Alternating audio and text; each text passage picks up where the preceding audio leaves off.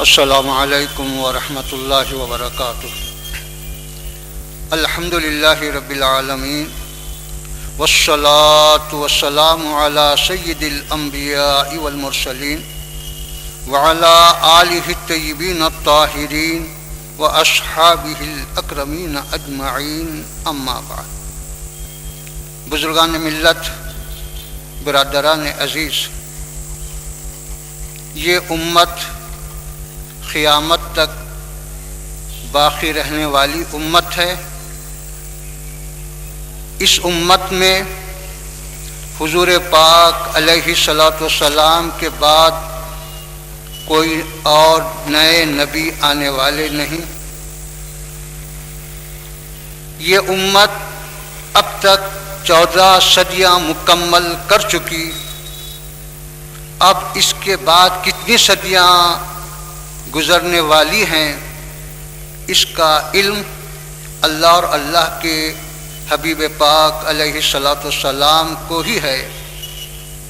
لیکن حضور پاک علیہ الصلاۃ والسلام سے حضرت جبریل نے پوچھا کہ قیامت کب ہے، تو آپ نے جواب میں یہی فرمایا کہ تم بھی نہیں جانتے، میں بھی اتنا ہی جانتا ہوں کہ اس کا علم اللہ کو ہے، لیکن اس کی علامتیں بتلاتا ہوں۔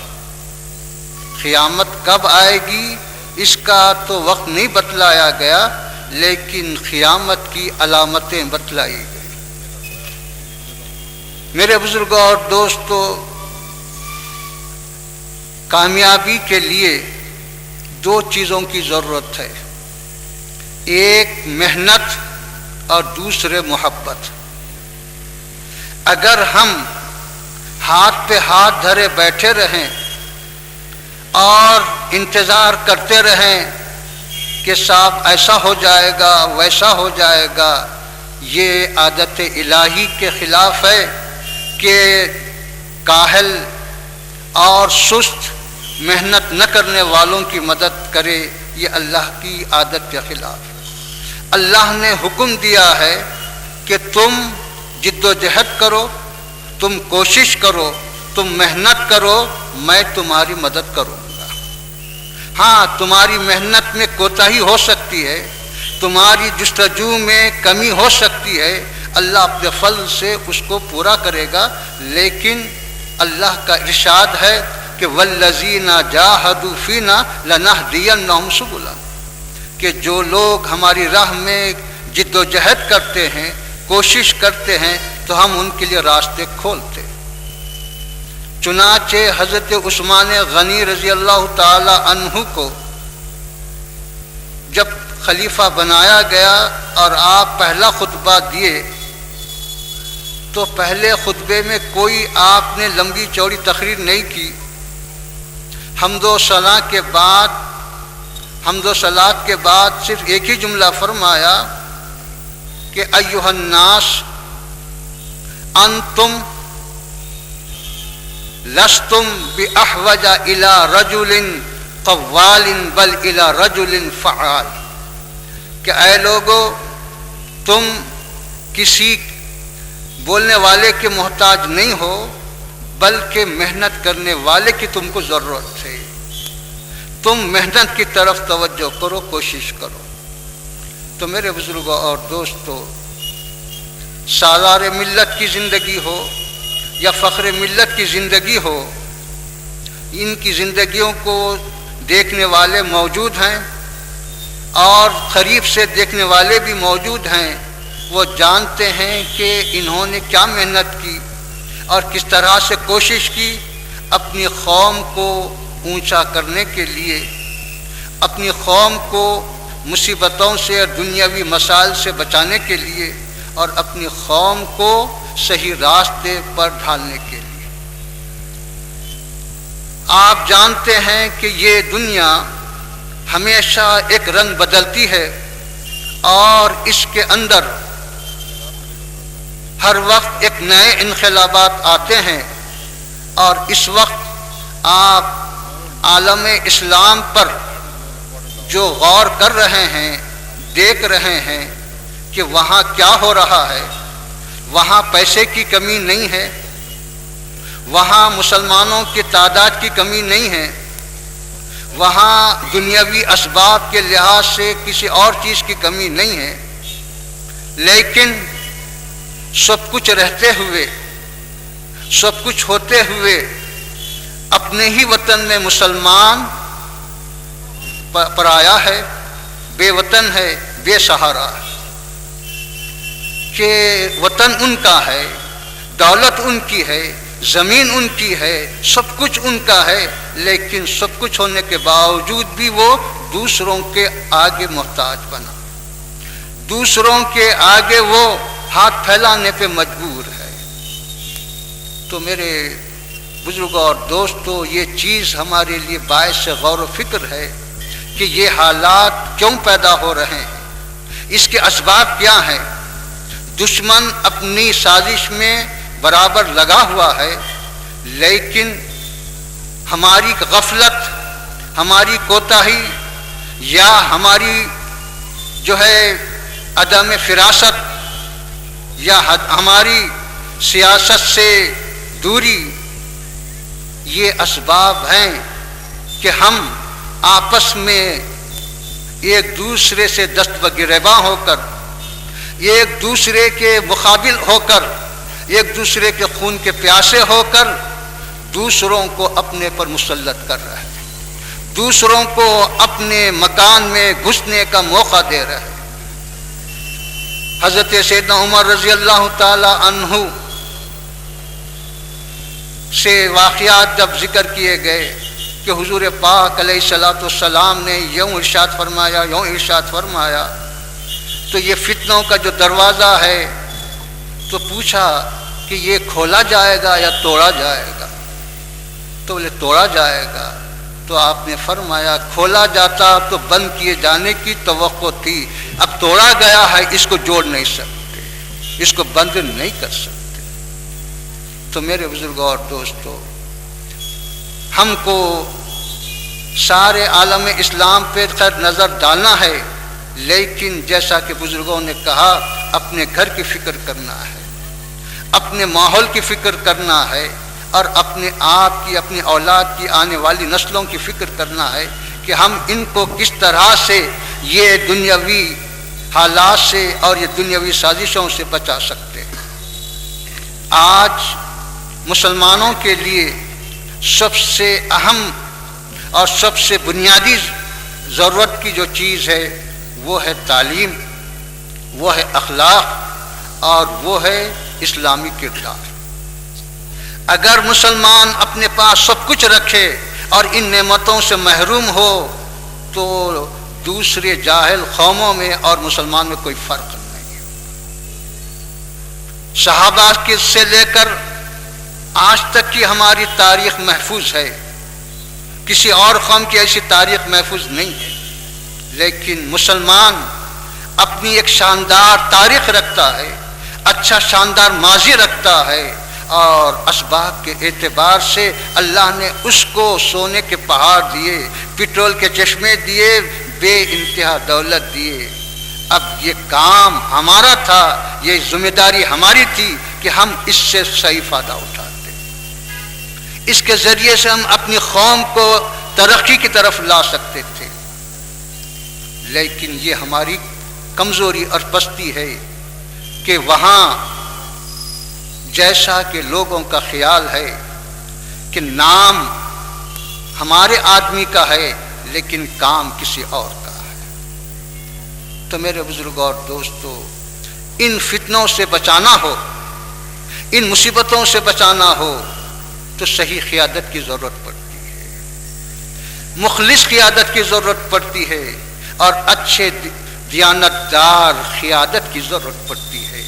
اگر مخلص، دیانتدار اور اپنی قوم سے، اپنے دین سے، اپنے مذہب سے محبت رکھنے والا، تڑپ رکھنے والا اگر کوئی قائد ہو تو پھر وہ کچھ کام کر سکتا ہے اور اس کے ذریعے سے قوم کا کچھ فائدہ ہو سکتا ہے۔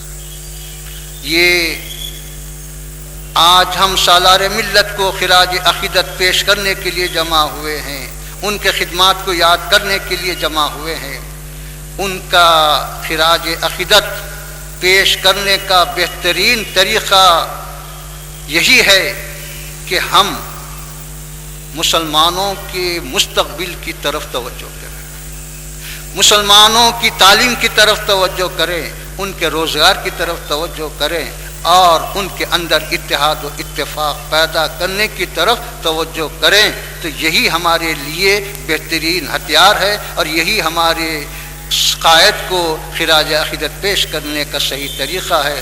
میں دعا کرتا ہوں کہ سکت دے، صلاحیت دے اور ان کے اندر نگاہ بلند، دل پرسوز اور ان کے اندر اخلاص اور ان کے اندر اپنی قوم سے وابستگی، وارفتگی، محبت کے جذبات کو اور اضافہ کرے اور وہ اپنے والد کے اور اپنے قائد کے نقش قدم پر چل کر اسی خدمات کے تسلسل کو باقی رکھیں، جاری رکھیں اور مسلمانوں کی خدمت اچھی طرح سے انجام دیتے رہیں۔ صلی اللہ تعالی علی خیر خلقہ و نور عرشہ وعلی آلہ الطیبین و اصحابہ الاکرمین اجمعین برحمتک۔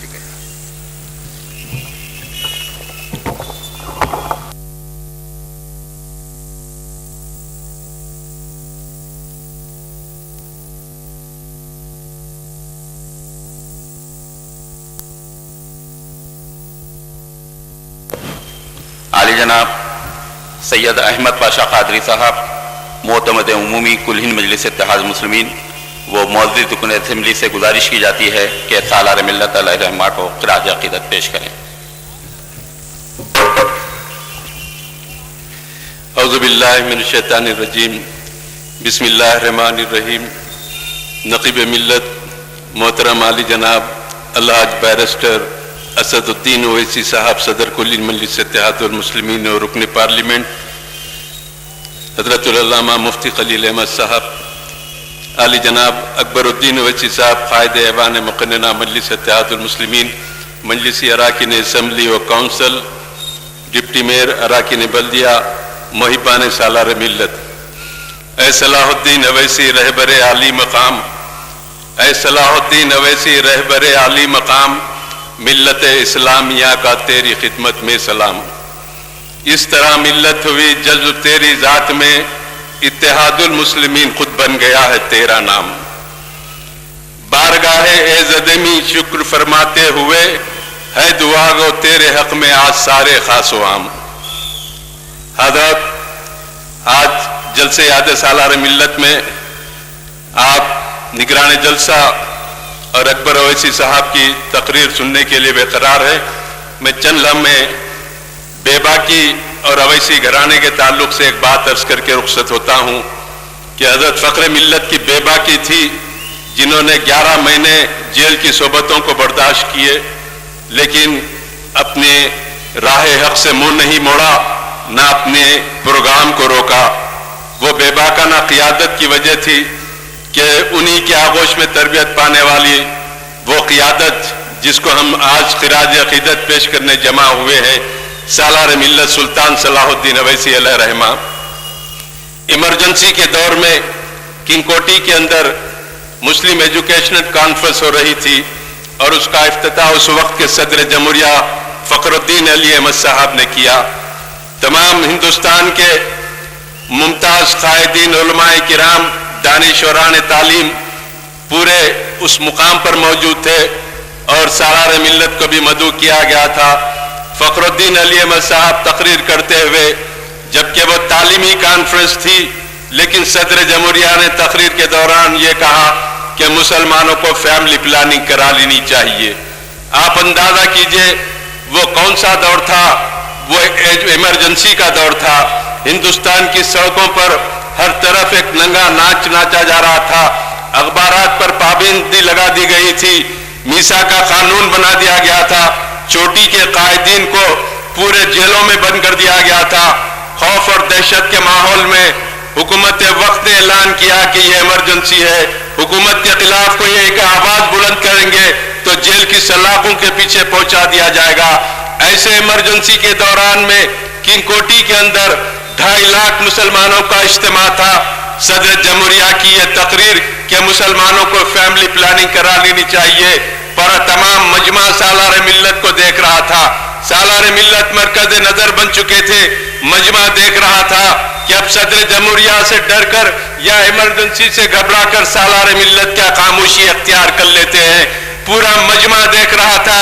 لیکن جب سالار ملت کا اعلان ہوا تو سب سے پہلے لاؤڈ اسپیکر پر کھڑے رہ کر سالار ملت نے کہا کہ صدر جمہوریہ ہندوستان فخر الدین علی احمد صاحب، ماں باپ نے تو بڑا پیارا نام رکھا آپ کا فخر الدین بول کے، لیکن یہ کیا آپ نے کہہ دیا کہ فیملی پلاننگ کرانی چاہیے؟ ارے آپ ہندوستان کے صدر جمہوریہ ہوں گے، لیکن فتووں کی مشین گن چلانے کا آپ کو کوئی اختیار نہیں ہوتا، اور یہ مسئلہ مسلمانوں کے علماء کرام سے وابستہ ہے. آپ کو حق نہیں پہنچتا کہ فیملی پلاننگ پر آپ مذہبی معاملات میں مداخلت کریں. پورے مجمع میں سکتہ طاری تھا اور قائدین دیکھ رہے تھے کہ سالار ملت کی بے باکی کہ صدر جمہوریہ کے سامنے ایمرجنسی کے دوران میں انہی کے سامنے ان کا جواب دیا گیا. سارا مجمع نعرے تکبیر اور سالار ملت زندہ باد کے نعرے لگانے لگا. سالار ملت کی بے باکی کو تمام مسلمانوں نے خراج تحسین پیش کیا. سالار ملت نے پرواہ نہیں کی کہ ایمرجنسی ہے، اور اس وقت چیف منسٹر منگل راؤ صاحب تھے. بعد میں لوگوں نے جا کر شکایت کی اور کہا کہ اویسی صاحب ایمرجنسی میں صدر جمہوریہ کے جواب دیے ہیں، ان کو جیل میں ڈال دو. تو سالار ملت نے کہا کہ میں جیل سے ڈرنے اور گھبرانے والا نہیں ہوں. وہ بے باک قائد جو ہمیشہ اقتدار وقت کی آنکھوں میں آنکھیں ڈال کر بات کرتا رہا، وہی بے باکی تھی جو فخر ملت کی تھی، وہی بے باکی سالار ملت کی تھی، اور وہی بے باکی نقیب ملت کی ہے. آپ بتائیے، میں دعوے کے ساتھ کہتا ہوں کہ ہندوستان کی پارلیمنٹ میں کون ہے مسلمانوں کی ترجمانی کرنے والا؟ کون ہے بے باکی کے ساتھ آواز بلند کرنے والا؟ میرا نقیب ملت ہے جو ایوان پارلیمنٹ میں کھڑے رہ کر کہا کہ ہندوستان میں اس وقت کوئی جنگلی جانور ہے تو اس جانور کا نام نریندر مودی ہے. اس جانور کا نام نریندر مودی ہے. یہ کس نے کہا؟ پورے بی جے پی کے ایم پیز کھڑے رہ گئے کہ یہ کیا کہہ رہے ہیں اویسی صاحب، ہمارے چیف منسٹر کو جنگلی جانور کہہ رہے ہیں. لیکن اسد الدین اویسی صاحب نے وہ بے باکی کا مظاہرہ کیا. سارا قومی پریس دیکھتا رہ گیا کہ کتنی بے باکی اور جرأت کے ساتھ کہا کہ ہندوستان کا سب سے بڑا جنگلی جانور اگر اس وقت کوئی ہے تو وہ گجرات کا چیف منسٹر نریندر مودی ہے. کیا کوئی ایسی بے باکی ایوان اسمبلی ایوان پارلیمنٹ میں پیش کر سکتے ہیں؟ ارے اعتراضات کرنے والے، تنقیدیں کرنے والے، جھوٹی خبریں شائع کرنے والے، تمہارے اندر یہ بے باکی کہاں ہے؟ حکومت وقت کے سامنے کھڑے رہ کر جب بولنے کا وقت آتا ہے تو تم پیٹھ بتا کے چلے جاتے ہو، بلکہ شاہی دربار کے اندر غلامی کرتے ہوئے نظر آتے ہیں. یہ بے باکی ورثے میں ملی نقیب ملت کو، اور یہی بے باکی اکبر الدین اویسی صاحب کو بھی ملی، جو فروری 2011 کے بجٹ سیشن میں 4 دن تک اسمبلی کو چلنے نہیں دیا. مسئلہ کیا تھا؟ مسئلہ یہ تھا کہ تلنگانے کے اندر جو ہنگامے ہوئے وہاں کے بچوں کے اوپر سے مقدمات اٹھا لیے جائیں. اکبر اویسی صاحب نے کہا جب ان پر سے مقدمے اٹھا رہے ہیں تو پچھلے سال جو ہمارے بچوں کو فسادات میں رولی شیٹ ہسٹری شیٹ کھولے ہیں ان پر بھی مقدمے اٹھا لو، اور حکومت نے جو بے قصور مسلمانوں کو گرفتار کیا ہے ان کو معاوضہ دے، اور مسلمانوں پر جو جابر ظالم عہدیداروں نے ظلم کیا ہے ان کے خلاف کارروائی کرو اور مسلمانوں سے معافی مانگو. 2011 فروری کا بجٹ سیشن آندھرا پردیش کے مسلمانوں کے لیے ایک تاریخی سیشن تھا. ایوان اسمبلی کی تاریخ شاہد ہے ہندوستان کی کسی اسمبلی میں کسی چیف منسٹر نے کھڑے ہو کر مسلمانوں سے معافی نہیں مانگی. اکبر اویسی صاحب کے اصرار پر، ہنگامے پر چیف منسٹر کرن کمار ریڈی نے کھڑے رہ کر معافی مانگا اور کہا کہ یقیناً ہمارے پولیس سے زیادتی ہوئی ہے، ہم ایکشن لیں گے اور مسلمانوں سے معافی مانگیں گے. معافی مانگا اسمبلی کے اندر. بڑے بڑے مدبرہ، بڑے قلم میں طاقت کا مظاہرہ کرنے والے اس وقت کوئی نہیں تھا. ارے اکبر اویسی کی صحیح تقریر کو کوئی اخبار شائع نہیں کیا. اب کہتے ہیں کہ مکہ مسجد کے مظلومین کی کوئی مدد نہیں کرتا. سب سے پہلے ایوان اسمبلی میں اس مسئلے کو اٹھانے والے قائد مقننہ اکبر الدین اویسی صاحب تھے۔ میرے عرض کرنے کا مقصد یہ ہے کہ یہ بے باکی ورثے میں ملی ہے۔ کسی حکومت وقت سے، کسی اقتدار وقت سے ڈرنے اور گھبرانے والے قائدین نہیں ہیں، ہمیشہ بے باکی کا مظاہرہ کرتے ہیں اور آپ کے مسائل سے حکومت سے مقابلہ کرتے چلے جاتے ہیں اور اللہ کے فضل و کرم سے کامیابی حاصل ہو جاتی ہے۔ بتائیے آج کتنے جھوٹی خبروں کے ذریعے مسلمانوں کو منتشر کیا جاتا کہ ایسا نہیں ہوا، ایسا نہیں ہوا۔ بڑے بڑے لوگوں نے اقرار کیا کہ حکومت نے معذرت خواہی کی مسلمانوں سے، اور اس کے بعد لوگوں کے ذہن میں آیا کہ قیادت اس کو کہتے ہیں۔ سالار ملت علیہ رحمہ کی شخصیت یقیناً ایسا قائد صدیوں میں پیدا ہوتا ہے جو بہت دیر سے نہیں، دیکھ کے لوگوں کو ان کے مسائل سے واقفیت حاصل کر کے ان کے دل میں جو بات ہے اس کی ترجمانی کرنے والی قیادت جو تھی وہ سلطان صلاح الدین اویسی صاحب کی تھی۔ سالار ملت کے بے شمار کارنامے، وقت نہیں کہ میں تفصیل کے ساتھ آپ کو بیان کروں، صرف اتنا عرض کروں گا کہ سالار ملت سلطان صلاح الدین اویسی جس کی قیادت نے 51 سال تک مسلمانوں کی قیادت کی اور مسلمانوں کو سیاسی شعور مسلمانوں میں بیدار کیا، جیل کی صحبتوں کو برداشت کیا، مقدمات لگائے گئے، الزامات لگائے گئے، لیکن وہ مرد مجاہد اپنے پائے استقامت میں ان کے کبھی لغزش نہیں آئی، وہ آگے بڑھتے چلے گئے۔ لوگوں کے دلوں پر قبضہ تھا، جو دلوں کو فتح کر لے وہی فاتح زمانہ۔ سالار ملت کی شخصیت اس مصداق کی ہے۔ بہرحال میں آپ سے رخصت ہوتے ہوئے اللہ تعالیٰ سے دعا کروں گا کہ پروردگار سالار ملت کے درجات میں بلندی عطا کرے، ان کے قبر کو نور سے منور فرما دے۔ پروردگار ہم کو توفیق دے کہ ہم سالار ملت کے مشن کو ہم آگے بڑھاتے جائیں اور اس مجلس اتحاد المسلمین کی کامیابی اور ترقی کے لیے ہم کام کرتے جائیں۔ وآخر دعوانا الحمدللہ رب العالمین۔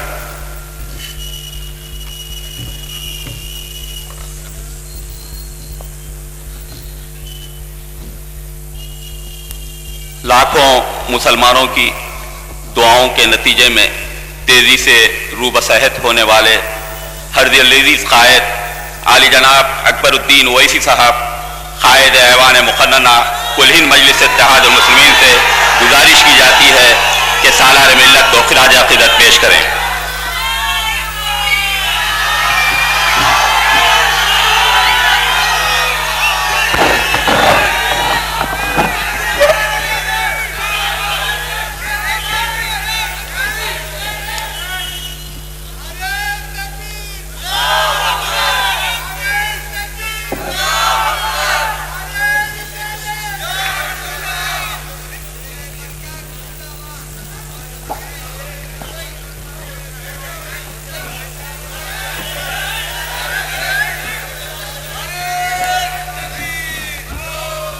اعوذ باللہ من الشیطان الرجیم، بسم اللہ الرحمن الرحیم۔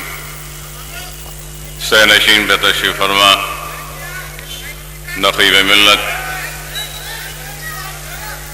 الحاج بیرسٹر اسد الدین اویسی صاحب، معزز رکن پارلیمنٹ و صدر کل ہند مجلس اتحاد المسلمین،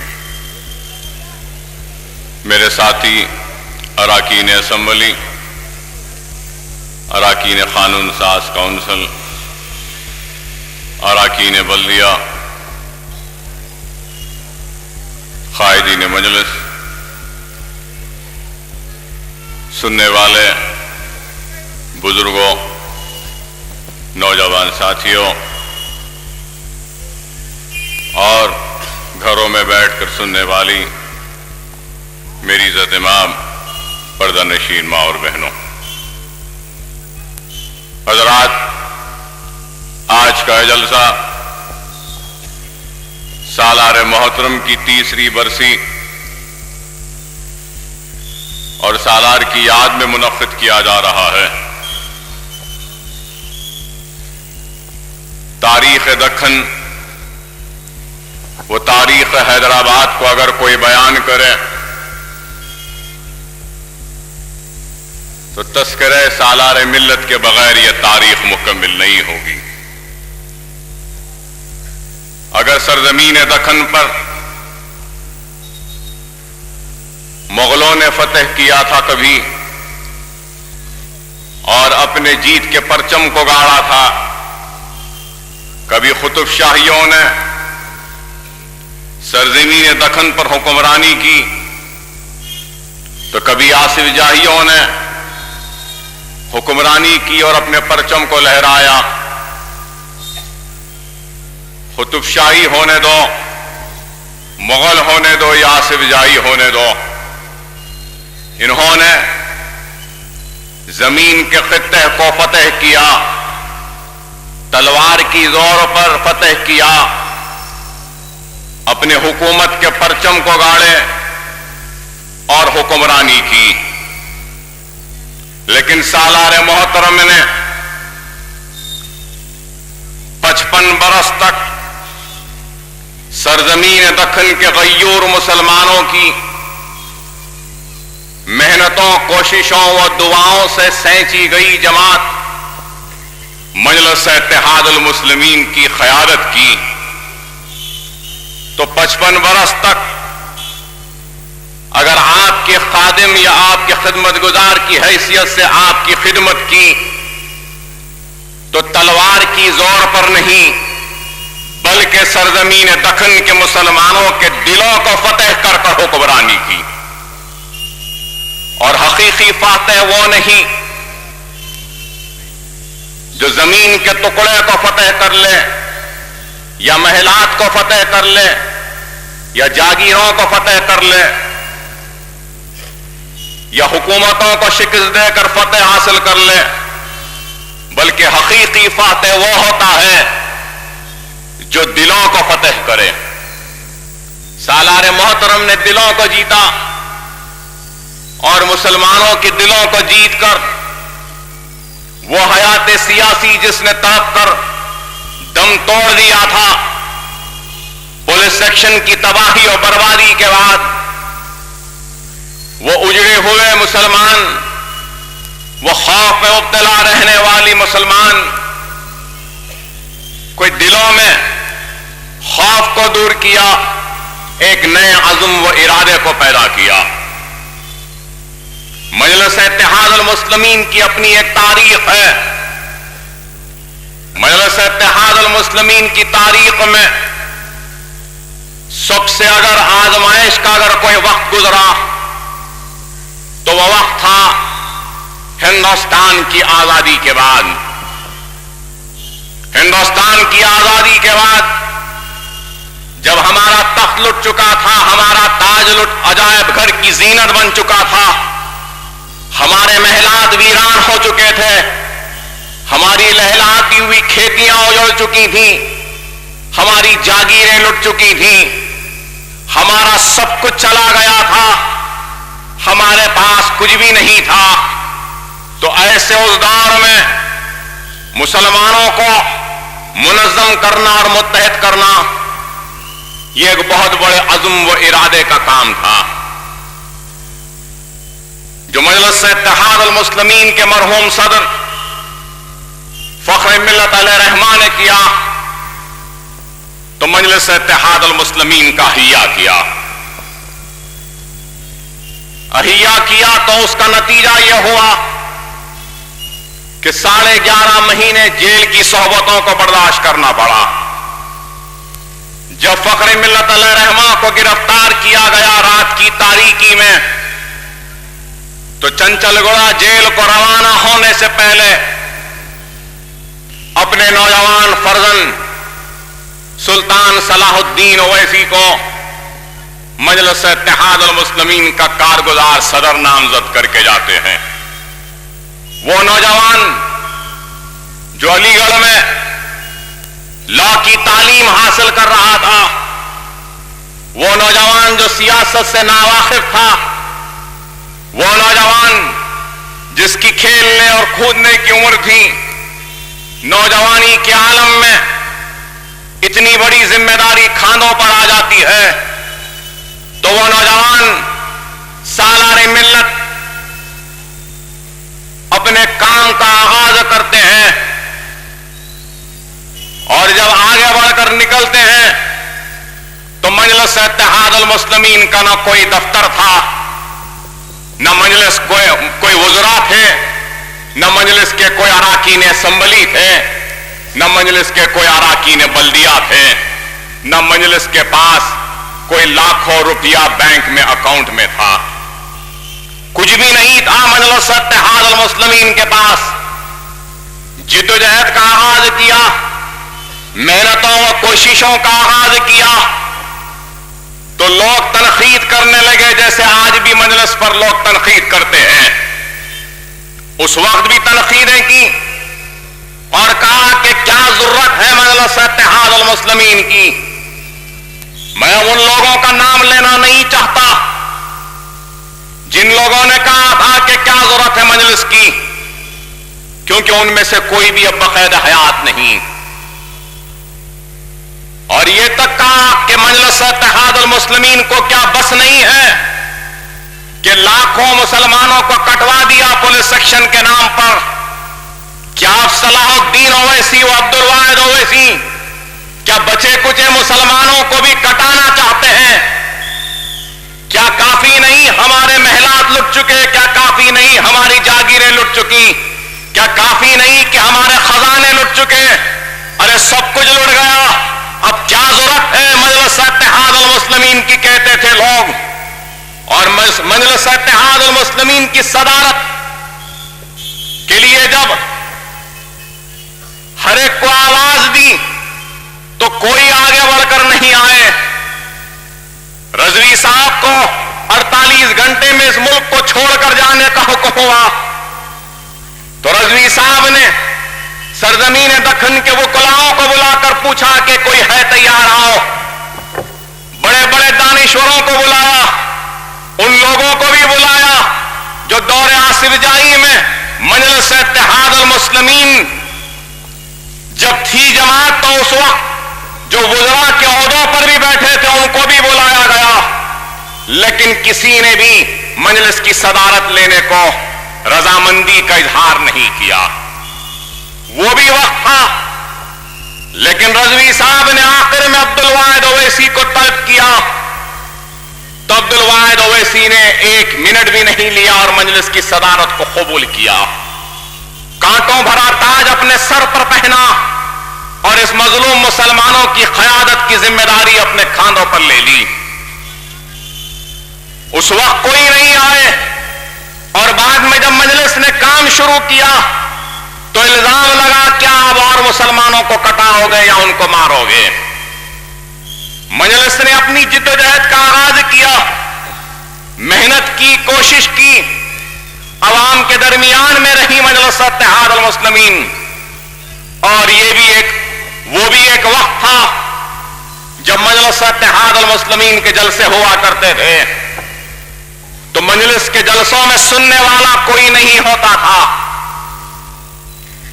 शतरंजियां बिछी होती थी, कुर्सियां थी, कोई बैठने को तैयार नहीं होता था। मजलिस के डायस सजे सजाए होते थे, कोई बैठने वाला नहीं होता था। मजलिस के जलसों में कोई लाइट देने वाला भी नहीं होता था। अरे आज मजलिस के जलसों में हजारों व लाखों की तादाद में लोग शरीक होते हैं। मजलिस के जलसे में डाइस पर, स्टेज पर बैठने के लिए रसाकशी होती है और बैठने वाले ज्यादा हैं और कुर्सियां कम होती हैं। और मजलिस इत्तेहाद अल मुस्लिमीन के जलसों में आज लाइट देने के लिए कोई आगे दौड़ता है तो कोई कुछ और देने, कोई पानी पिलाने, कोई चाय पिलाने के लिए। लेकिन वो भी एक वक्त था जब कोई नहीं था न सुनने वाला, कोई नहीं था जलसों में मुखातिब करने वाला, कोई नहीं था इन जलसों में लाइट देने वाला, इन डाइसों पर बैठने वाला। अरे बाप तकरीर करता था तो बेटा सामाईन में बैठ के सुनता था, बेटा तकरीर करता तो बाप सामाईन में बैठ कर सुनता था। ये मजलिस इत्तेहाद अल मुस्लिमीन थी तो लोग कहते थे दीवानों और बाप और बेटे की जमात मजलिस इत्तेहाद अल मुस्लिमीन है। अरे ऐसी जिद्दोजहद, ऐसी मेहनत के लाइट नहीं होती तो फख्र मिल्लत अला रहमा अल्लाह उनकी कब्र को नूर से भर दे कि आवाम में टहलते हुए तकरीर करते हैं। अरे आज हम भी तकरीर करते हैं سی ہلچل آ جائے تو ہمارا تسلسل بگڑ جاتا ہے، تھوڑی سی آوازیں آ جائیں تو ہم کیا مخاطب کر رہے ہیں بھول جاتے ہیں۔ لیکن وہ بھی کیا مقرر اور کیا قیادت تھی کہ ٹہل رہے ہیں، ٹہلتے ہوئے تقریر کر رہے ہیں۔ ارے ایسا وقت تھا 2 سے 3، 3 سے 4 ہوئے، 4 سے آگے بڑھے، ہزاروں کی تعداد میں یہ کارواں بنتا گیا، جدوجہد کرتے گئے، آگے بڑھتے گئے، اور اس کا نتیجہ یہ ہوا کہ مجلس اتحاد المسلمین نے اپنا خود کا دفتر حاصل کیا، دارالسلام کو حاصل کیا۔ سالار ملت کی کوششوں و کاوشوں اور عبدالواحد اویسی کی قانون سازی اور قانونی جدوجہد و محنت، وہ مضبوط قیادت کا نتیجہ کہ دارالسلام حاصل ہوا۔ ارے دارالسلام آج ہمارے پاس صرف حیدرآباد میں ہے۔ اے نوجوانوں، شاید تم نہیں جانتے، سرزمین دکن کے ہر ضلع کے ہیڈ کوارٹر میں دارالسلام تھا۔ جس طریقے سے حیدرآباد میں دارالسلام آج ہے، اس طریقے سے اورنگ آباد میں بھی تھا، مراٹھواڑہ میں تھا، تلنگانہ میں تھا، ہر ضلع ہیڈ کوارٹر میں دارالسلام تھا، مجلس کا دفتر تھا۔ لیکن سب کچھ چلا گیا، سب کچھ ہمارے ہاتھوں سے چلا گیا۔ اس دارالسلام کی جنگ لڑی، کون کون اس میں فریق بنے میں وہ بھی کہنا نہیں چاہتا، پرانے زخموں کو کھروچنا نہیں چاہتا۔ کون کون فریق بنے، کون کون دعوے پیش کرے دارالسلام کے لیے، کیسی کیسی تکالیفیں ہوئی، کیسی کیسی مصیبتیں ہوئی۔ کوئی کہنے لگا دارالسلام ہمارا ہے، ہم کو دے دو۔ کوئی کہنے لگا کہ ہم کام کر رہے مسلمانوں کا، ہم کو دارالسلام دے دو۔ کوئی کہنے لگا کہ حقیقی مجلس ہماری ہے، ہم کو دارالسلام دے دو۔ تو ہم یہی کہنے لگے کہ دارالسلام مسلمانوں کی امانت ہے، اس کو مسلمانوں کو دے دو، مسلمانوں کی جماعت مجلس اتحاد المسلمین ہے، اس کو دے دو۔ مقدمہ ہوا، مقدمہ لڑتے گئے، اور پھر مقدمے میں کامیابی ملی تو دارالسلام ہم کو ملا۔ دارالسلام میں فائر بریگیڈ کا دفتر تھا، دھول تھی، گرد تھی۔ ارے وہ مقام جہاں سے کبھی ہمارے لشکروں نے آرام کیا تھا، وہ مقام جہاں سے ہم نے اپنے عزت کے لیے، وقار کے لیے اپنے سینوں کو پیش کیا تھا، وہ سرزمین جہاں سے ہم نے حکومت کے ایوانوں سے مقابلہ کیا تھا، وہ سرزمین کئی برس سے ویران تھی، گرد و غبار میں تھی، جالوں میں تھی، ویران تھی۔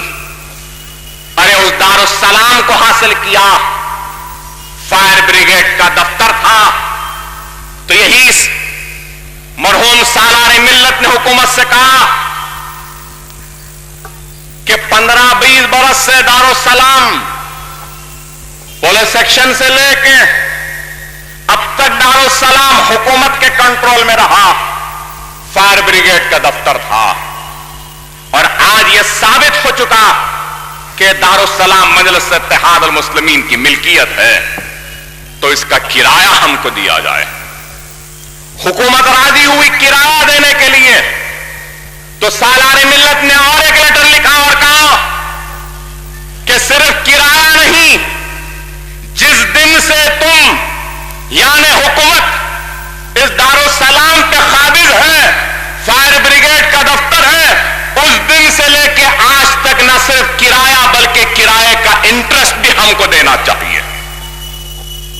وہ حاصل کیا، اور اس پیسے سے اب سب سے پہلا کام اگر کچھ کیا تو علم اور تعلیم کی طرف آگے بڑھنے کا کام کیا، اور وہ یہ تھا کہ اویسی ITI ٹریننگ انسٹیٹیوٹ کا سنگ بنیاد رکھا، اس کی بلڈنگ کا۔ آج بھی دارالسلام میں ایک چھوٹی سی عمارت ہے جو اویسی ٹریننگ انسٹیٹیوٹ کی عمارت ہے۔ بنیاد رکھا اس وقت ITI کورسز کی بڑی مانگ تھی۔ 70 کے دہے میں، 1975 میں چھوٹے چھوٹے ڈپلوماز ملتے تھے ITI ٹریننگ کے، ITI انسٹیٹیوٹ بنایا، اور جو پیسے بچے تھے ان پیسوں سے دارالسلام کے باہر کی ملکیات کی تعمیر کی، تاکہ اس ملکیات کے کرائے سے دارالسلام کا کچھ انکم ہو سکے اور اپنی سیاسی جماعت کا کچھ کام کر سکے۔ وہاں سے جو مجلس اتحاد المسلمین نے تعلیم کے طرف اپنے سرگرمیوں کا جو آغاز کیا، تو آپ کے سامنے ہے مجلس اتحاد المسلمین کی تعلیمی کامیابیاں، کہ ایک میڈیکل کالج، ایک engineering college, MBA college, MCA college, nursing college, physiotherapy college, pharmacy college, Pharm D college, Owaisi hospital, واسرا ہاسپٹل، اور دوسرے تعلیمی ادارے۔ یہ تعلیمی سرگرمیوں کا آغاز ہوا ایک طرف، تو دوسری طرف مجلس اتحاد المسلمین نے سیاسی طور پر اپنی جد و جہد کے آغاز کے ذریعے اس وقت کی حیدرآباد کی بلدیہ کے انتخابات میں اپنے نمائندوں کو منتخب کروایا، ایوان اسمبلی میں بھی اپنے نمائندوں کو منتخب کروایا۔ مجلس اتحاد المسلمین کے ایوان اسمبلی میں نمائندے منتخب ہوئے، اور فخر ملت اپنے خطاب میں کہا تھا کبھی کہ میری نظریں دیکھ رہی ہیں کہ وہ دن دور نہیں کہ مجلس کی آواز ہندوستان کی پارلیمنٹ میں گونجے گی، مجلس کی آواز ایوان اسمبلی میں گونجے گی۔ میری نظریں دیکھ رہی ہیں کہ ہمارا میڈیکل کالج ہوگا، ہمارے دواخانے ہوں گے، اور ہمارا انجینئرنگ کالج ہوگا۔ تو لوگ دیوانوں کی آواز کہہ کے دھتکارتے تھے، کہتے تھے کہ نئے پل سے اس پار تک یہ جماعت نہیں جا سکی، ایک نمائندہ نہیں ہے ان کا، اور بڑے بڑے خواب دیکھتے ہیں، میڈیکل انجینئرنگ کالج کی بات کرتے ہیں۔ لیکن دنیا نے دیکھا، سالار اپنے جلسوں میں کہتے تھے کہ منزل اگر ملتی ہے تو دیوانے کو، جنونی کو ہی منزل ملتی ہے۔ ارے وہ جنون تھا ہم میں، وہ دیوانہ پن تھا کہ ملت اسلامیہ کے اس اجڑے ہوئے کارواں کو ہم مضبوط کریں گے۔ ارے آج جو پولیس سیکشن کی تباہی اور بربادی کے بعد اپنی خود کی جماعت کا قیام میں لانا، تو اس وقت لوگوں نے کہا مسلمانوں کی جماعت کی کیا ضرورت ہے۔ ارے 55 برس پہلے مجلس اتحاد المسلمین نے کہا کہ ہندوستان میں ہماری اپنی جماعت ہونی چاہیے، اور آج 55 برس 60 برس کے بعد آج ہندوستان کہہ رہا ہے کہ ہاں مسلمانوں کی جماعت ہونی چاہیے۔ جس بات کا احساس ہم نے پہلے کیا، ہندوستان نے 60 برس بعد اس بات کو محسوس کیا۔ یہی فرق ہے مجلس اتحاد المسلمین کی قیادت اور سیاست میں اور ہندوستان کی، کہ مجلس اتحاد المسلمین نے کام کیا، سیاسی میدان میں بھی کام کیا، تعلیمی میدان میں کام کیا، پرانے شہر کی ترقی کے لیے کام کیا، سٹوین کا قیام عمل میں لایا تو سالار ملت نے کیا، اقلیتی مالیاتی فائنانس کارپوریشن کا قیام عمل میں لایا تو سالار ملت نے کیا، مائنورٹی کمیشن کا قیام عمل میں لایا تو سالار ملت نے کیا، خلی قطب چاربن ڈیولپمنٹ اتھارٹی کا قیام عمل میں لایا تو سالار ملت نے کیا۔ ایسے کتنے کام ہیں کہ سالار ملت کی کارکردگی اور مجلس اتحاد المسلمین کی کامیابیوں کو بیان کرو تو ساری رات گزر جائے گی، اور مجلس اتحاد المسلمین کے کارناموں کا میں ذرہ برابر بھی حق نہیں ادا کر سکوں گا کہ کتنا کام کیا، کیسے کام کیا، کہ دواخانوں کی تعمیر کی، مسلمانوں کے دلوں سے خوف کو مٹایا۔ حیدرآباد جبھی بھی فسادات کی لپیٹ میں آتا تو سب سے پہلے فسادات کے پریشان حال مسلمانوں کے درمیان میں رہنے والی شخصیت کا نام سالار ملت تھا۔ کبھی سبزی منڈی کا فساد ہوا تو پہنچنے والے کا نام سالار ملت، علی آباد سید علی چبوترے میں فساد ہوا تو پہنچنے والے کا نام صلاح الدین اویسی، نور خان بازار میں فساد ہوا تو پہنچنے والے کا نام صلاح الدین اویسی، نظام آباد میں فساد ہوا تو پہنچنے والے کا نام صلاح الدین اویسی، عادل آباد جل رہا ہے تو پہنچنے والے کا نام سالار ملت، ارے بھینسا جل رہا ہے تو پہنچنے والے کا نام سالار ملت، گنٹور کا مسلمان آواز دے رہا ہے تو پہنچنے والے کا نام سالار ملت، محبوب نگر کا مسلمان آواز دے رہا ہے تو پہنچنے والے کا نام سالار ملت، تارے پٹری کا مسلمان آواز دے رہا ہے تو پہنچنے والے کا نام صلاح الدین اویسی۔ ارے آندھرا پردیش کو تو چھوڑو، علی گڑھ مسلم یونیورسٹی کا ایجیٹیشن ہوا تو سارے ہندوستان میں سب سے زیادہ علی گڑھ مسلم یونیورسٹی کے تحفظ کے لیے، اس کے مقام کے لیے اگر لڑنے والی شخصیت کا نام تھا تو وہ سلطان صلاح الدین اویسی تھا۔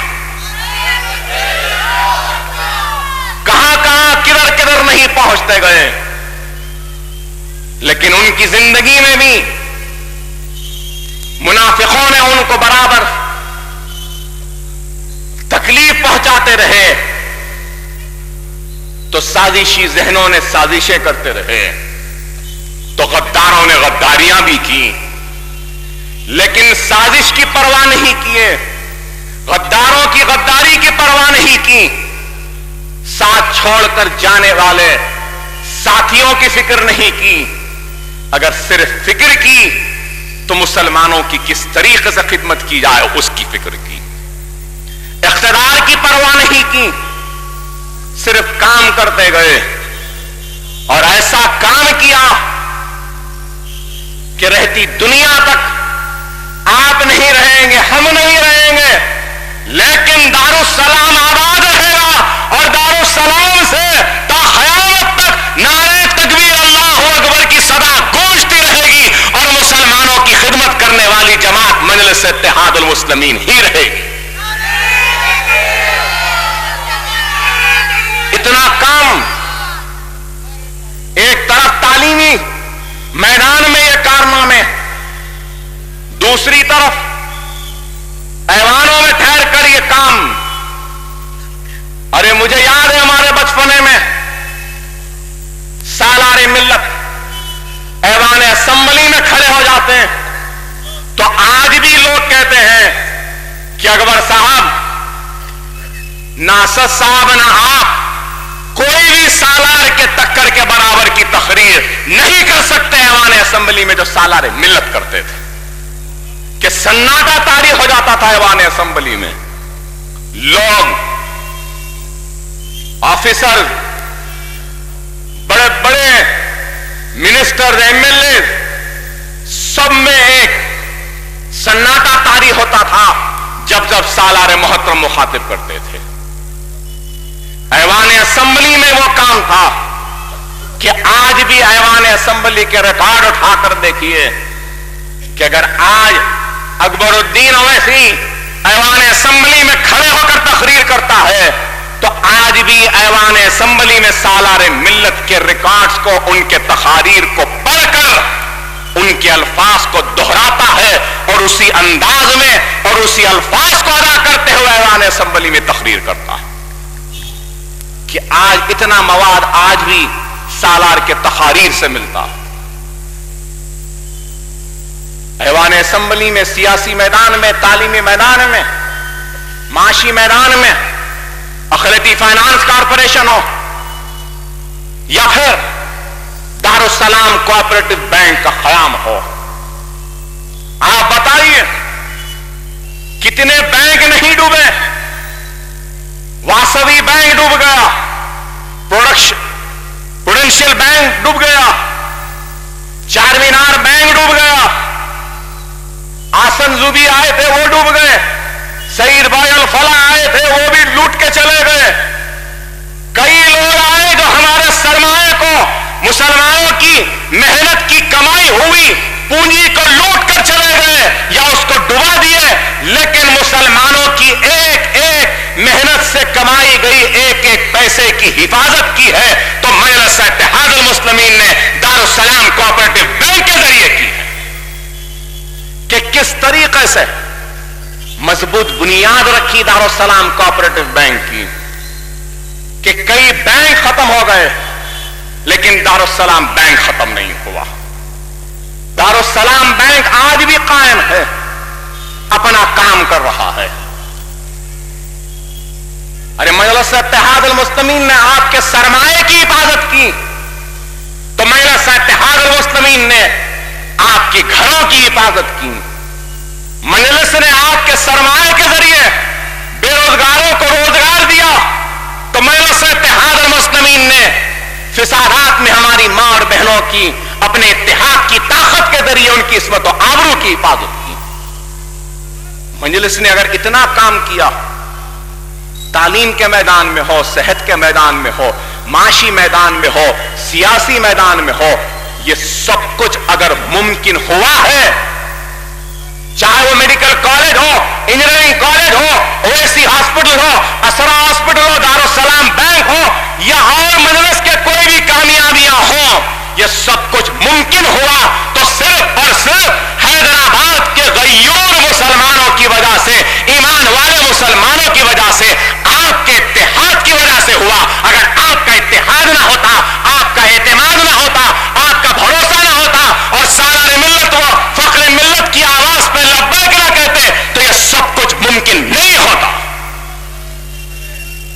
अगर आज हम सालार मिल्लत को खराज अकीदत पेश कर रहे हैं तो मैं समझता हूं कि सालार के साथ साथ गयूर मुसलमानों को भी हमको खराज अकीदत पेश करना होगा जो आज हमारे दरमियान में नहीं। अरे आज तो कई मोटरें दिखती हैं दारुस्सलाम में, मजलिस के जलसों में, लेकिन हमने हमारे बचपने में देखा है दारुस्सलाम को एक या दो मोटर रहते थे दारुस्सलाम में और बाकी पूरे साइकिलां होती थी। हम हमारे बचपने में दारुस्सलाम के वसी मैदान में साइकिल चलाना सीखते थे, कोई गाड़ियां या कोई मोटरसाइकिल नहीं होती थी। अरे आज दारुस्सलाम में अल्हम्दुलिल्लाह एक भी साइकिल नहीं दिख रही, सारे 4 पहिए वाले या मोटरसाइकिल दिख रही है। फिर भी लोग बोलते हैं मजलिस क्या करी। अरे आज मजलिस इत्तेहादुल मुस्लिमीन ने अगर माजी में यह काम किया है तो मौजूदा दौर में भी मजलिस इत्तेहादुल मुस्लिमीन ने काम किया। मजलिस इत्तेहादुल मुस्लिमीन सिर्फ सियासी बातें या जज्बाती तकारीरें नहीं करती, बल्कि मजलिस इत्तेहादुल मुस्लिमीन ने ठोस काम किया है और मजलिस इत्तेहादुल मुस्लिमीन ने ऐसा काम किया है कि जो काम किसी ने नहीं किया। मजलिस इत्तेहादुल मुस्लिमीन ने हालिया अरसे में जो मजलिस इत्तेहादुल मुस्लिमीन की कारकर्दगियां हैं, अगर उसको बयान करो तो उसके लिए खुद भी कई घंटे लग जाएंगे कि किस तरीके से मजलिस ने काम किया। ऐलान असेंबली में, सालार मोहतरम की जिंदगी में, नरसिम्हा राव के मौत के वक्त मजलिस इत्तेहादुल मुस्लिमीन का कारनामा आपके सामने है। फिर उसके बाद में मजलिस इत्तेहादुल मुस्लिमीन ने ऐलान असेंबली में किस तरीके से आपकी नुमाइंदगी की आपके सामने है। जब दहशतगर्दी पे बहस हो रही थी तो मजलिस इत्तेहादुल मुस्लिमीन ने ऐलान असेंबली में मुदल्लिल बहस की और कहा कि हिंदुस्तान में दहशतगर्दी अगर वजूद में आई तो बाबरी मस्जिद के शहादत के बाद आई। कोई मां अपने कोख से दहशतगर्द को पैदा नहीं करती, कोई मां ये नहीं चाहती कि उसकी औलाद बड़ा होकर दहशतगर्द बने। अरे बीजेपी, संघ परिवार व उसका नतीजा यह हुआ कि हिंदुस्तान में दहशत गर्दी का आगाज हुआ, और हिंदुस्तान में दहशत गर्दी की कोर्ट का अगर कोई नाम है तो बीजेपी आरएसएस और संघ परिवार है। हमने कहा असेंबली हिल गई, ऐवान असेंबली में हलचल मच गई। हम दहशतगर्द नहीं है, हमने कहा दहशतगर्द अगर कोई है तो हमने बताया कि प्रज्ञा ठाकुर है, वो कर्नल है, और सारी अपनी तकरीर के जरिए ऐसी बातें रखी कि उसका नतीजा क्या हुआ। बीजेपी का एमएलए स्पीकर आंध्र प्रदेश की चेंबर के सामने एक भिखारी की तरह नीचे बैठ जाता है। अरे किसकी कामयाबी है? यह मुसलमानों के इत्तेहाद की कामयाबी है, आपकी कामयाबी। मजलिस इत्तेहाद मुस्लिमीन की तारीख की बड़ी कामयाबी मैं कहूंगा कि वो कामयाबी है कि हमने ऐवान असेंबली में खड़े होकर कहा कि आज एससीज को, बीसीज को जो स्कॉलरशिप दी जाती है, अरे मिल्लत के हमदर्द व दावा करने वाले वो कहां थे? कोई नहीं जानता था कि मजलिस इत्तेहाद मुस्लिमीन ने जब ये बात कही कि मजलिस इत्तेहाद मुस्लिमीन ने निशान नहीं किया ऐवान असेंबली में एक एससी को, बीसी को 5,000 की स्कॉलरशिप दी जाती है तो मुसलमान को 50 रुपये या 100 रुपये की स्कॉलरशिप दी जाती है। अरे हमने ऐवान असेंबली में मसले को उठाया, उठाने के बाद भी तवज्जो नहीं आई, कोई नहीं सुन रहा था, खामोश थे। तो मुझे याद है वो दिन मैंने तकरीर करते हुए कहा कि मुझे समझ में नहीं आ रहा है ये क्या ये राजशेखर रेड्डी की हुकूमत है या नरेंद्र मोदी की हुकूमत है कि यहां पे आज मुसलमान को 50 रुपये दिए जाते हैं और एससी बीसी को 5,000। अरे क्या ये इंसाफ है? अरे अगर ये नाइंसाफी बराबर नहीं होगी तो राजशेखर रेड्डी तुम में और नरेंद्र मोदी में कोई फर्क नहीं होगा। राजशेखर रेड्डी उठ गया कुर्सी पे से, अकबर क्या कह रहे हैं, क्या कह रहे हैं? मैंने कहा जो भी कह रहे हैं गलत है तो हमारी स्कॉलरशिप बढ़ा दो, हम भी कहेंगे कि तुम मोदी नहीं हो, राजशेखर रेड्डी हो। और फौरन उठकर खड़े होकर राजशेखर रेड्डी ऐलान करता है, कहता है अकबर साहब मैं वादा करता हूं कि एससी, एसटी और बीसी के बराबर मुसलमानों को स्कॉलरशिप दी जाएगी, फीस रिएम्बर्समेंट दिया जाएगा। अरे मजलिस इत्तेहाद मुस्लिमीन का कारनामा है एक रक्शे वाला जो सिर्फ ख्वाब देख सकता था अपनी औलाद को डॉक्टर बनाने का, एक बंडी वाला जो सिर्फ ख्वाब देख सकता था अपने बच्चे को इंजीनियर बनाने का या MBA कराने का। अरे उन ख्वाबों को हमारी नुमाइंदगी ने हकीकत में तब्दील कर दिया।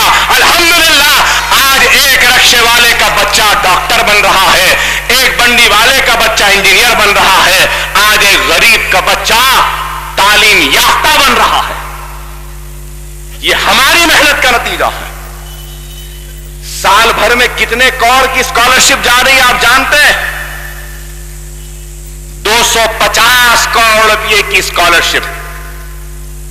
जुमला अखिलियतों को जो स्कॉलरशिप दी जाती है वो 430 करोड़ रुपया है। अरे जब मैं कायद ऐवान असेंबली बना तो मुसलमानों का, अखिलियतों का बजट कितना था ऐवान असेंबली में? 33 करोड़ रुपया। 33 करोड़ रुपया था। जब हम 5 MLA थे, मजलिस क्या करी पूछने वाले अहमकों की दुनिया में रहने वालों ना समझो, उस वक्त 33 करोड़ था। आज कितना है? 320 करोड़ रुपया अखिलियतों का बजट है आज आंध्र प्रदेश में। यह किसका कारनामा? 33 से 320 करोड़, फिर 400 करोड़ की scholarship, prime ministers 15 point programme. क्या कोई जानते थे? किसी को मालूम था? कौन कराए? अरे मजलिस इत्तेहाद मुस्लिमीन की नुमाइंदगी व एहतजाज का नतीजा कि एक दिन असेंबली नहीं चलने दी कि डिस्ट्रिक्ट कमेटीज बने, स्टेट लेवल कमेटीज बने, कि 15 महकूमे जात में 15 महकमे जात में जहां से मरकजी हुकूमत से पैसा आता है, लाजमी है कि 15% अखिलियतों पे खर्च किया जाए। आपको सुन के हैरत होगी, वो 15 महकमे जात का 15% का अमाउंट कितना होता है? 1377 करोड़ रुपया होता है। अब आया पूरे डिटेल्स, पूरे रिकॉर्ड आए कि 1077 करोड़ में से 800 करोड़ रुपया, और सबसे ज्यादा अगर प्राइम मिनिस्टर 15 पॉइंट प्रोग्राम में कहीं पर पैसा सर्व हुआ, खर्च हुआ अखिलियतों के लिए, मुसलमानों के लिए, तो वह रियासत आंध्र प्रदेश में हुआ। ये किसका कारनामा? हमने अपनी नुमाइंदगी के जरिए जियो निकलवाया। घर बनेंगे आंध्र प्रदेश में तो रूरल एरियाज में 15%, अर्बन एरियाज में 20% घर एलोकेशन मुसलमान को होना चाहिए। यह किसकी कामयाबी? मजलिस इत्तेहाद अल मुस्लिमीन की कामयाबी। औखाफी जायदादें, औखाफी जायदादों की बात करने वालों, अरे तुम्हारी हलक में जो जबान है, जो अल्फाज है, वो मजलिस इत्तेहाद अल मुस्लिमीन की ज्योतियों का तुफैल है कि आज तुम औखाफी ज़मीनात के बारे में कह रहे हो। कौन जानता था हजरत हुसैन शाह वली रहमतुल्लाह अलैह की 1667 एकड़ आराजी है? कौन जानता था हजरत बाबा शरफुद्दीन साहब की पहाड़ी की 3400 एकड़ आराजी है? कौन जानता था शाहजू खत्ताब रहमतुल्लाह अलैह की आराजी महेश्वरम में 320 एकड़ है? कौन जानता था कि इसाक मंदी रहमतुल्लाह अलैह की दरगाह की 6000 एकड़ आराजी है? अरे कौन जानता था कि चंगी चरला की जो जेल है वो भी मीर मोमिन चुक की दरगाह की 1200 एकड़ की आराजी है? कौन जानता था कि फकीर मुल्लाह की दरगाह की 1200 एकड़ आराजी है? अरे कौन जानता था सेंट एंड्स स्कूल के सामने हैवानात का दवाखाना औखाफी जमीन पे है? कौन जानता था कि बेगम पेट की जमीन, जो बेगम पेट की तासोस का ऑफिस है, वो भी मौखूफा है? अरे हम बताए, आज तुम कहते हो कि औखाफी जमीनात को तुमने निशानदेही की। अरे हमने की, आज भी हमारा मुकदमा है, आज भी मेरा मुकदमा है हजरत इसाक मदनी रहमतुल्लाह अलैह के लिए दरगाह की आराजी का। मेरा मुकदमा आज भी है हजरत हुसैन शाह वली रहमतुल्लाह अलैह की आराजी। मेरे पे हमला हुआ, उसके बाद हिंदुजा पावर प्लांट वाले कामयाब हो गए मेरे फैसले पर स्टे लेने में, नहीं तो 1000 एकड़ आराजी जो हिंदुजा को पावर प्लांट को दी गई थी, उस मुकदमे में उनको स्टे ऑर्डर भी नहीं मिल सकता था। अल्हम्दुलिल्लाह अल्लाह ने हयात दी है तो जरूर वो मुकदमा लड़ूंगा फिर से, और वो स्टे को बर्खास्त करके फिर से 800 करोड़ रुपया वक्फ बोर्ड को दिला कर रहेंगे हम। इन्होंने काम किया। कंप्यूटर ऑडिटर जनरल की रिपोर्ट ऐवान असेंबली में आई, बहस हुई ऐवान असेंबली में SEZs पर, स्पेशल इकोनॉमिक जोन्स पर, इंडस्ट्रीज को जो आराजियात हवाले की गई। ऐवान असेंबली में कोई एक भी कांग्रेस का रुकन उठकर बोला, तेलुगु देशम का बोला, कम्युनिस्ट का बोला, कोई उठ के बोला? अरे मैंने उठकर कहा ये 3000 कंपनियों को जो सरकारी आराजात दी गई है, इसमें से 1000 कंपनियों को औखाफी आराजियात तकसीम की गई। क्या समझ के तुमने दिया इनको? तुम्हारे बाप की जागीर नहीं है, ये मुसलमानों की अल्लाह की अमानत है। आज ऐवान असेंबली में सरकारी आराजियात पे कमेटी बनी, तो और एक कमेटी भी बनी, असेंबली की कमेटी, जो औखाफी जायदादें जो मुसलमानों की जो ये कंपनियों को दी गई हैं, उसकी तहकीकात भी होगी। अरे कितना बड़ा कारनामा, तारीख बन गई, रिकॉर्ड आ गए। चालीसार आशुर खाने की 1000 एकड़ आबादी कौन लाए? एनओसीज दे दिए गए, कौन कैंसिल कराए? कोई अखबार के मुदीरान कराए? अरे औकाफी जायदादों के तहफ्फुज़ की बात करने वालों, तुम्हारा ख़यामगाह किसकी जमीन पर है? अरे वो खुद औकाफी आराजी पर है। और एक अखबार के मुदीर सिनेमा घर चलाते हैं, किसकी जमीन? अरस्तु औकाफी जमीन, अरस्तु फाउंडेशन की जमीन, एजुकेशन के पर्पस के लिए दी गई। अरे आप बताइए, बेगमपेट से टास्क फोर्स और पुलिस वालों को खाली कराना कोई आसान काम है? अरे लैंड ग्रैबर एक रौडी शीट, एक हिस्ट्री शीट, एक पहलवान अगर कब्जे पे बैठ जाए तो उसको खाली कराना आसान है, पुलिस को खाली कराना बहुत मुश्किल है भाई।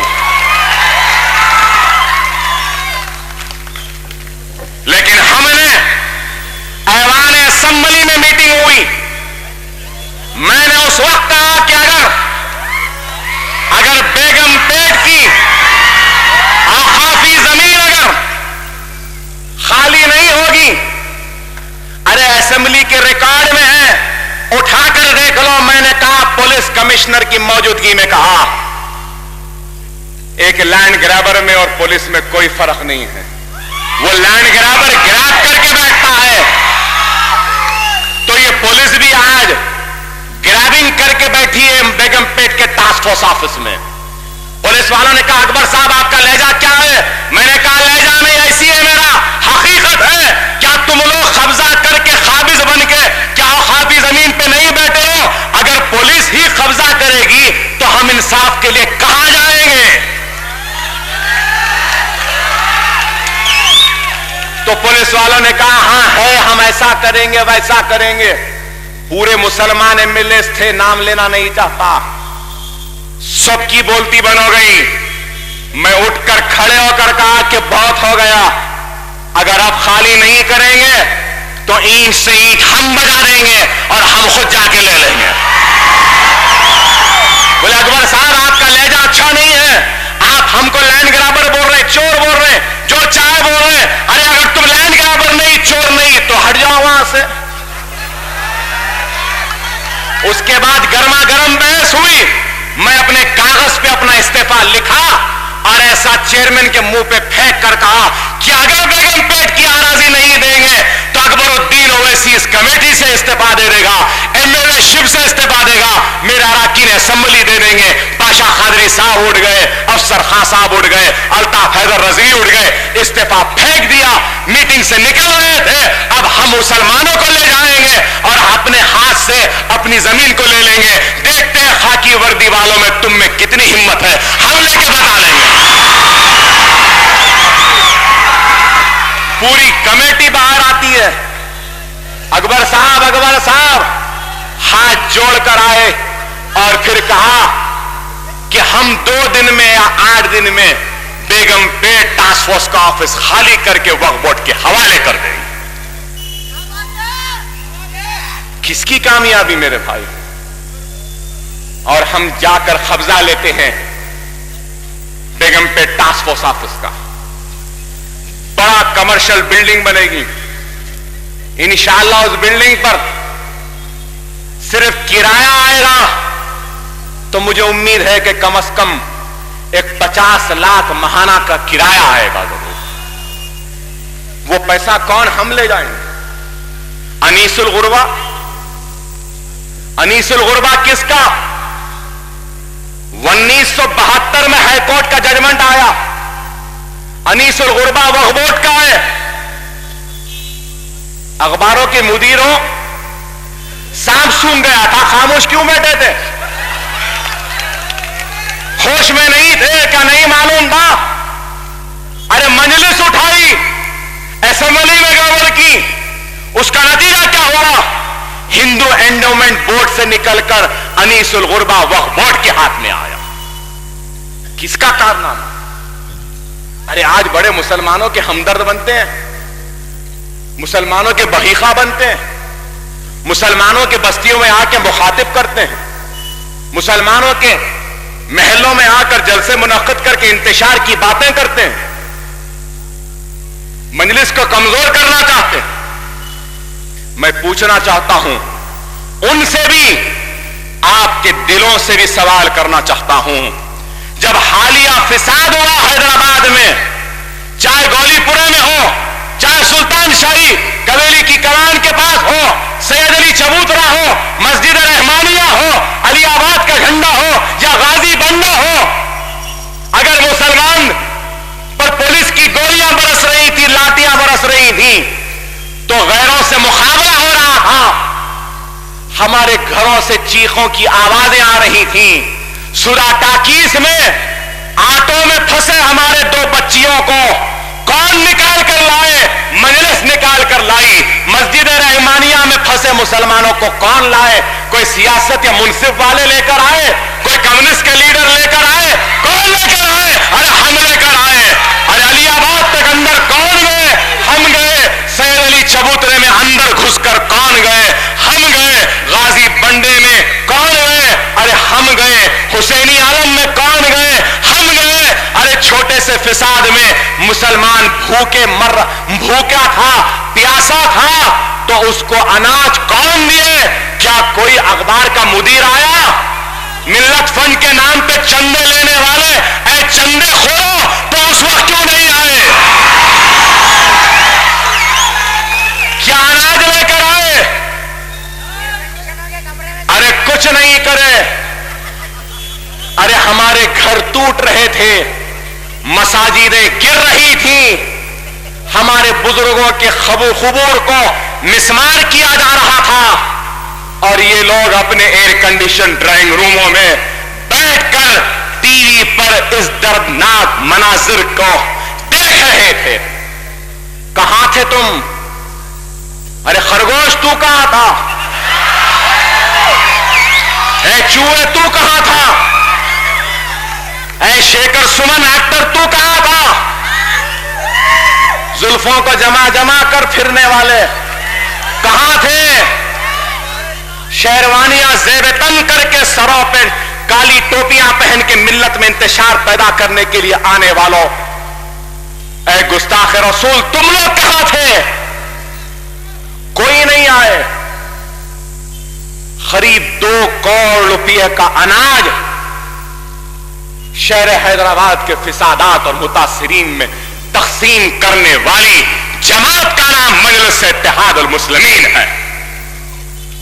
तरकारियां दी, डबल रोटियां अंबर पेट के आगे नाचारम को जाकर लारियों में भरकर मैं डबल रोटी लेकर आया, दूध लेकर आया, ये बलाला अनाज लेकर आया। सदर मजलिस के हुक्म पर संगारेड्डी से लारियां आए तरकारियों के, चावल आए, दाल आया, तेल आई। क्या अखबार सियासत के दफ्तर से एक टुकड़ा आया रोटी का? चलो तुम रोटी न दो, चावल न दो, पानी न दो, दूध न दो, दवा न दो, कम से कम दिख जाते तो शायद हम खुश हो जाते।